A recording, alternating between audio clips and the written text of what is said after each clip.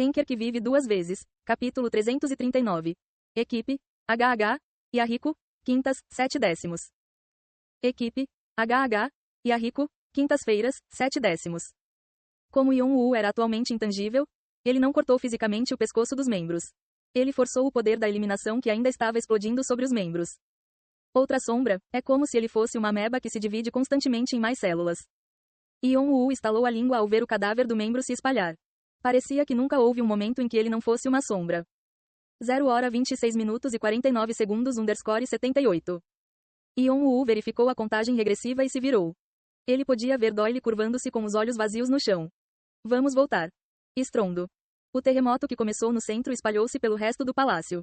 Poeira e pedras caíram do teto. As primeiras pessoas a ficarem nervosas com a queda do palácio foram os mercenários que eram continuamente enviados para o palácio. Keak. Salve-me, Cookie. Eles queriam escapar da situação perigosa, mas a fuga era impossível quando não conseguiam distinguir entre cima e baixo. O exército de mortos-vivos continuou invadindo e pisou neles. Era como se os elefantes estivessem pisando nas formigas. Um deus do Olimpo, Thanatos, está emocionado. Um deus da seita Shan, rei dos 7 infernos, observa as almas mortas com calma. Um deus de Ea, Nergal, acena com satisfação. Ele expressa sua satisfação pelo mortal ser capaz de usar bem o poder. Um deus de Deva, Ksitigarba, balança a cabeça de um lado para o outro e observa a situação cuidadosamente. Um demônio de Niflheim, Hel, lambe os lábios com sua língua vermelha. Seu corpo treme de felicidade. A esma da Eva, verifica se há alguma alma que irá até ele. Ele expressa seu pesar por não poder fazer nada em relação à grande colheita. Os deuses da morte acenam com a cabeça. Todos eles falam como um só. Mensagem, dele. Os demônios da morte estão felizes. Eles aproveitam o festival e transmitem uma mensagem comum. Mensagem, sucessor. Os deuses e demônios não pararam nem hesitaram em revelar mensagens como se estivessem muito felizes com a situação. Os mercenários ficaram com raiva porque eram apenas entretenimento para os deuses e demônios da morte, e até se sentiram desamparados, não podendo fazer nada a respeito. Atena olha para você com olhos tristes. Havia apenas um deus que olhava a batalha de outro ponto de vista. Com ela na liderança, outros tipos de deuses e demônios começaram a aparecer. Um deus do Olimpo, Ares, acena com satisfação. Um deus da seita Shan, Príncipe Neza, vem observar a situação depois de ouvir a notícia. Guerra. Os deuses da guerra e da luta começaram a aparecer. Aqui, a guerra estava se espalhando com a morte. Se fosse uma luta simples, eles não teriam se interessado porque foi apenas uma das muitas guerras que ocorreram na torre. Um deus de Asgard, Teyr, lentamente deixa de lado seu livro de leis. Ele observa a situação com olhos imparciais. O problema era que Yon-Woo estava lutando sozinho contra inúmeras forças. Para ser exato, Yon-Woo estava lutando com todos os seus subordinados, mas mostrando uma quantidade de poder de fogo que nenhum Lorde na história havia sido capaz de fazer. Talvez há muito tempo atrás, o Lorde Vampírico Bathory exalava tanto poder. Era compreensível que os deuses e demônios relacionados à guerra estivessem observando tão atentamente. Ele foi a primeira pessoa em quem eles se interessaram depois do Rei Marcial.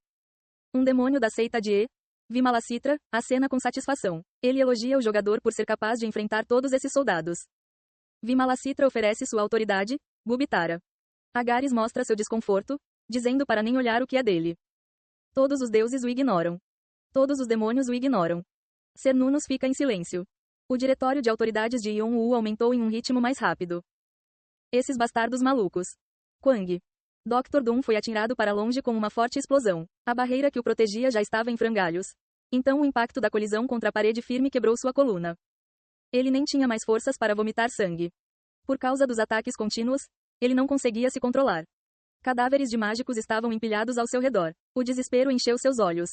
E enquanto as mensagens de deuses e demônios continuavam aparecendo, ele sentiu como se fosse morrer de frustração. Os mágicos acreditavam na lei natural do que os rodeava. Foi por isso que muitos deles eram ateus.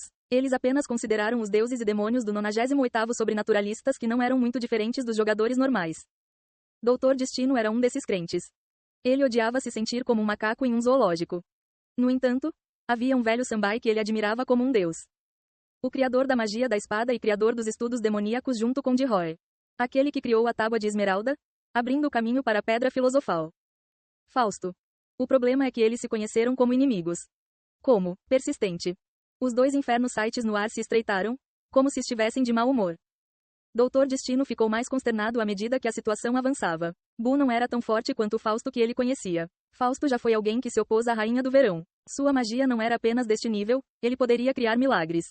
Ficou claro que algo estava faltando em sua memória. No entanto, mesmo assim, ainda estava lá. O poder que forçou tudo ao seu redor a se curvar. Os olhos azuis que pareciam poder engolir demônios. Sua assinatura não havia desaparecido. Tornar-se fertilizante para mestre. O espaço se abriu e uma mão grande cobriu o Doutor Destino. Ele não tinha mais forças para resistir. Ele simplesmente não entendia por que Fausto era subordinado de um mero jogador. Além disso, de repente lhe ocorreu a razão pela qual ele não conseguiu uma adivinhação particularmente boa naquele dia. Era muito provável que fosse o fim da linha para ele. Professor. Seus pensamentos terminaram aí. SSSS. Bu lentamente virou em outra direção depois de engolir a alma do Doutor Destino e recuperar um pouco de seu conhecimento e memória. A caverna estava desmoronando.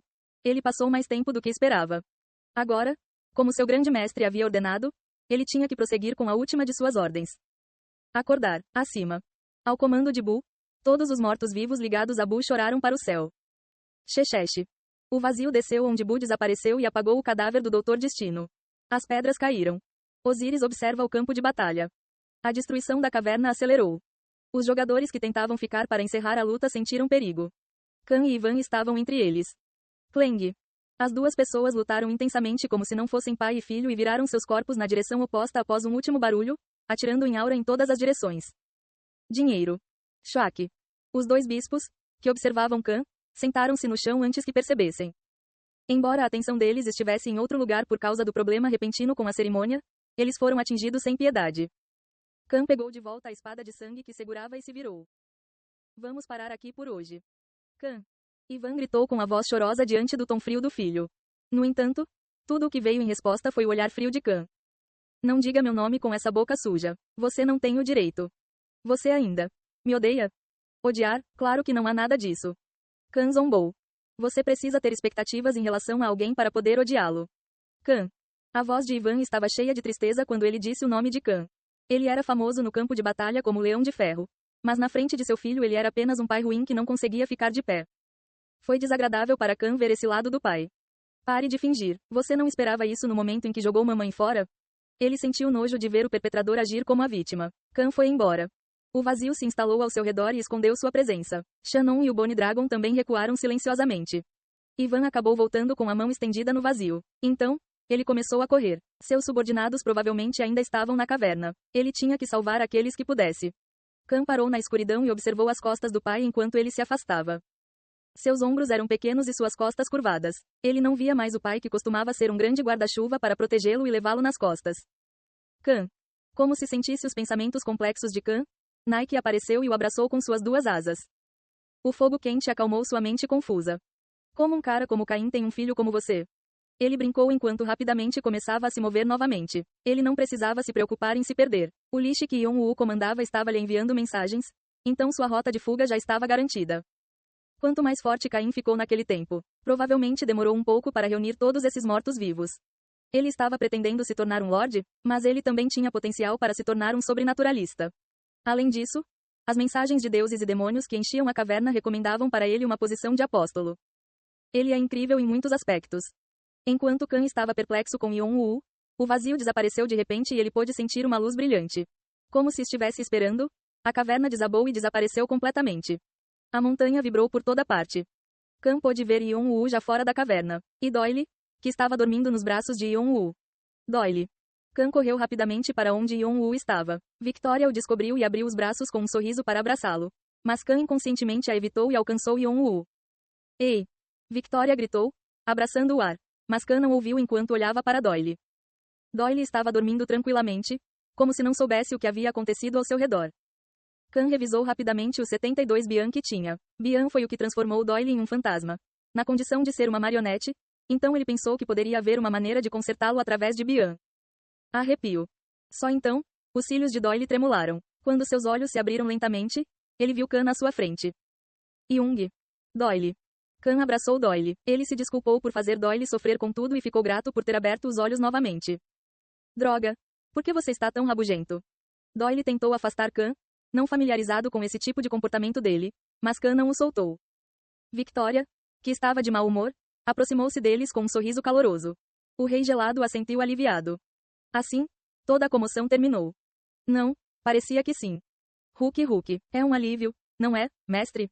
Nike enxugou as lágrimas com a asa e virou a cabeça para Yon-woo porque ele não estava reagindo. Mestre. O olhar de Yon-woo estava fixo no ar à sua frente, não em Kang e Doyle. Athena olha para você com olhos tristes. Havia muitos deuses e demônios olhando para ele. Após esta batalha, os deuses e demônios da morte pareciam aceitá-lo como sucessor do Rei Negro, e os deuses e demônios da morte se interessaram por ele. Sua lista de autoridades ultrapassou 800. Mas de todos os olhares, havia um que era diferente. Não um olhar cheio de ganância ou rapacidade, mas de tristeza. Por quê? Ele derrotou o exército do diabo e salvou Kang e Doyle. Agora, com tudo resolvido, ele poderia seguir para o Tártaro e ajudar Hades.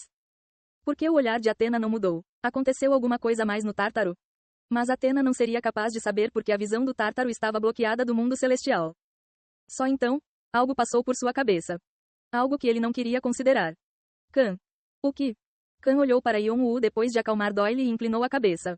A voz de Yon-woo estava estranhamente fria. Afaste-se. Apenas. O que você está? Afaste-se. Yon-woo gritou em um tom diferente dele. Kang levantou-se antes que percebesse e se afastou de Doyle. Victoria e o Rei Gelado também recuaram, sentindo que algo não estava certo.